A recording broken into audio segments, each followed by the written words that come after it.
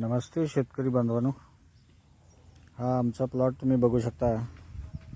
आत्ता अडसाली लावून होती। आत्ता ह्या फेब्रुवारी महिन्याच्या शेवटला आत्ता म्हणजे एक 8 दिवस झालं त्याची तोड आली होती।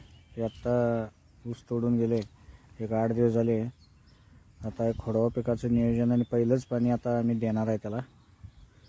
विहिरीवरची मोटर चालवायला अजून एक 5-10 मिनिटं आहेत, म्हणून मी हा व्हिडिओ तुम्हाला थोडे कोंब बीम दाखवावे म्हणून हा व्हिडिओ रेकॉर्ड करतोय। आता काल पाणी चालू होतं, थोड्या सऱ्या झालेल्या आहेत, बाकीच्या सऱ्या अजून व्हायच्या आहेत। ते आता कुठपर्यंत पाणी झाले ते बघायला खाली निघालोय मी। आता हे कोंब बघा, लहान लहान कोंब जमिनीतनं किती जोमदारपणे यायला लागलेत बाहेर। हे बघा, इथं आहे, इथं पण आहे पाणी खाली थोडं गेलेलं आहे। आपण येतोय आता कोंब ठोसदार आणि चांगले कोंब म्हणजे यायला लागलेत। आता हळूहळू आपण खाली जाऊया। थोडं पाणी असल्यामुळं खाली ओला आहे सरीत, त्याच्यामुळे वरून चालायला लागलोय मी। हे आता बघा, सगळीकडे हळूहळू कोंब यायला लागलेत बाहेर। आता अनेक पाणी झालं म्हणजे ह्याची वाढ खूप जोमदार होणार आहे। आता तुम्हाला दाखवतो इथं किती कोंब आहेत बघा।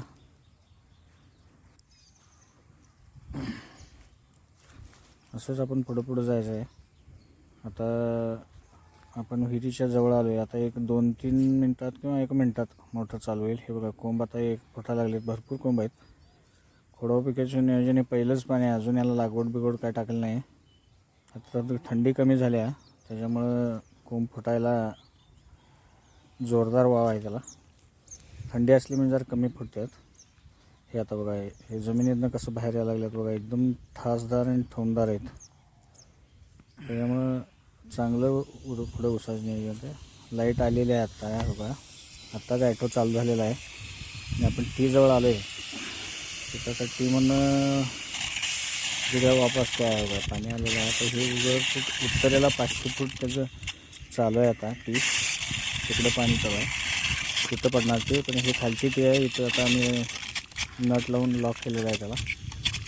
आता इथं थोडंच पाणी पडते आणि इथनं उत्तरेला 500 फुटावर त्याचं दुसरा एक टी आहे, तिथं पाणी आहे, तिथनं इकडं पाणी येणार आहे ते खाली। आता ही विहीर बघूया आपली इथं, बघा विहीर पण भरपूर पाणी आहे त्याला, पाणी भरपूर आहे, आमच्या पुरतं पुरेसं पाणी आहे। 4-5 तास मोटर आरामात चालते। आता दिवसाच लाईट आहे शासनाची। आणि हा खालचा भाग आहे, ज्याला आम्ही आता सध्या पाणी देणार नाही आहे, कारण पुढे उष्णता निर्माण होऊन तिथं पाणी फुटणार आहे। ही विहिरीवरची 2 झाडं आम्हाला सावलीसाठी ठेवलेले आहेत,